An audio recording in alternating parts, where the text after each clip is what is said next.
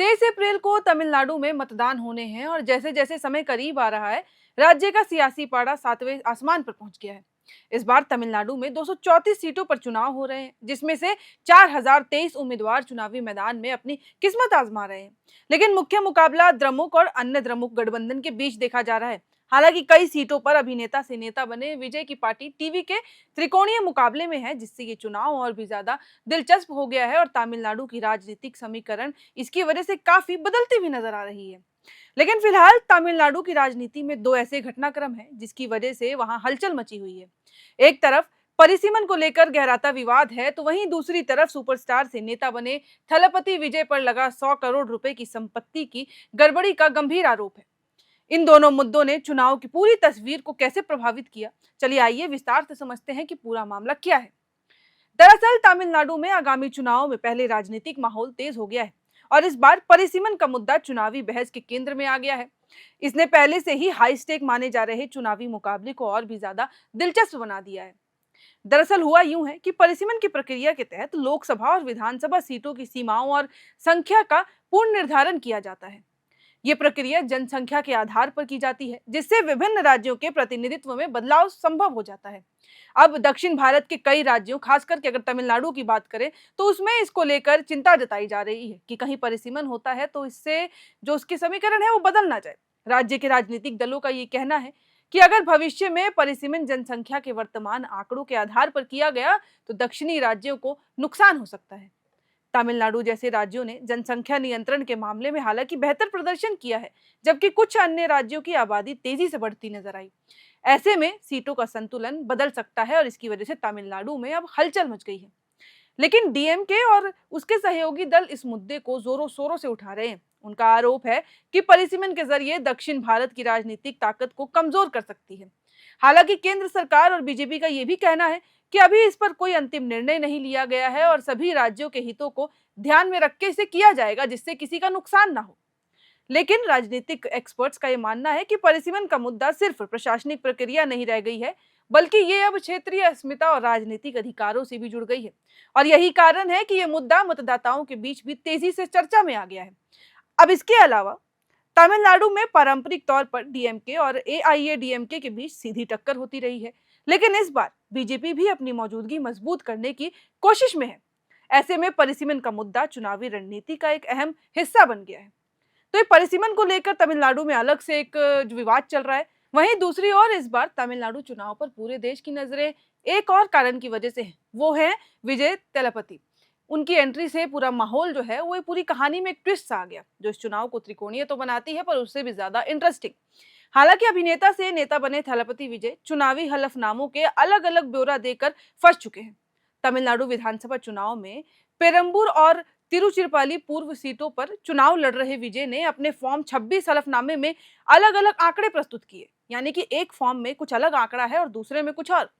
इस मामले में मद्रास हाईकोर्ट ने टीवी के प्रमुख सी जोसेफ विजय के खिलाफ आयकर विभाग को नोटिस जारी करने का आदेश दे दिया।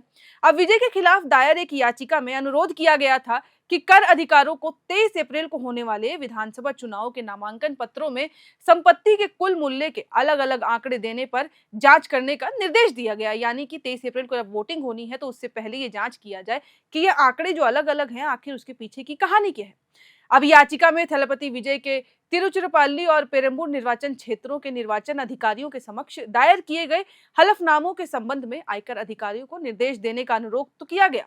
अब आपको मैं बता दूं कि यह मामला मुख्य न्यायाधीश एस.जे. धर्माधिकारी और न्यायमूर्ति जी अरुल मुरुगन की खंडपीठ के समक्ष सुनवाई के लिए आया था।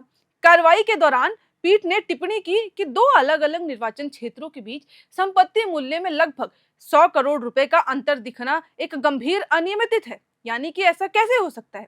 याचिकाकर्ता ने यह आरोप लगाए हैं कि एक हलफनामे में टीवी के नेता ने कुल संपत्ति 115.13 करोड़ रुपए बताई थी। हालांकि तिरुचिरापल्ली पूर्व निर्वाचन क्षेत्र के लिए दायर दस्तावेजों में ये 220.15 करोड़ रुपए बताया गया है।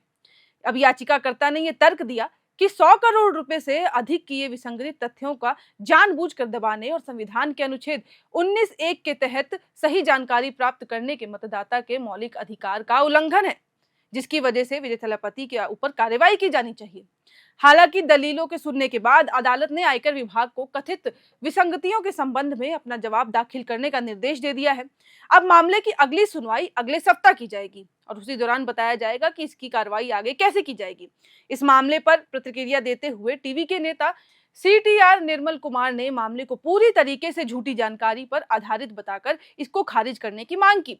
उनका ये कहना है कि ये एक राजनीतिक साजिश है, इसीलिए साजिश है क्योंकि जब से विजय थलापति इस चुनावी मैदान में उतरे हैं, उनकी नई पार्टी ने जब से एंट्री ली है, तब से बाकी जो पार्टियां हैं उनमें खलबली मच गई है। उनको एक डर सा आ गया है कि कहीं विजय थलापति के आने से पूरा जो समीकरण है, पूरी कहानी बदल तो नहीं जाएगी। और इसी के लिए उन्होंने आरोप लगाया कि बस एक राजनीतिक साजिश है, इसीलिए इन आरोपों को खारिज कर दिया जाए।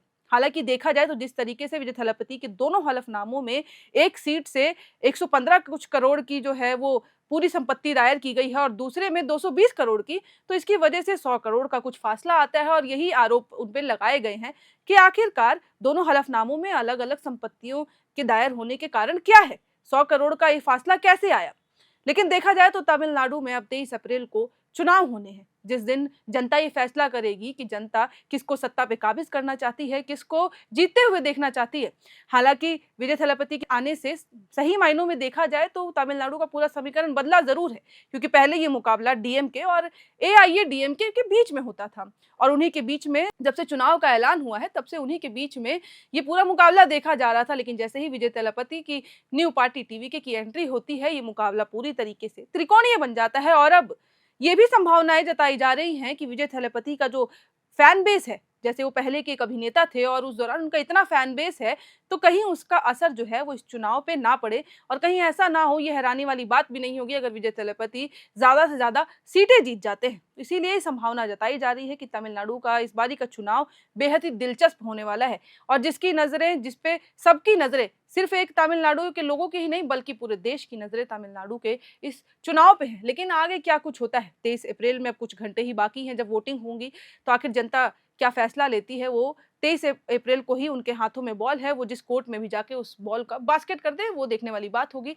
इससे रिलेटेड और भी कोई जो खबर आती है वो आपके साथ साझा करते रहेंगे और कोशिश करेंगे कि वोटिंग के दौरान भी हम वहां से रिलेटेड जो भी खबरें हैं वो आप तक पहुंचाते रहें। ऐसी तमाम खबरों के लिए बने रहें एयर नाउ के साथ।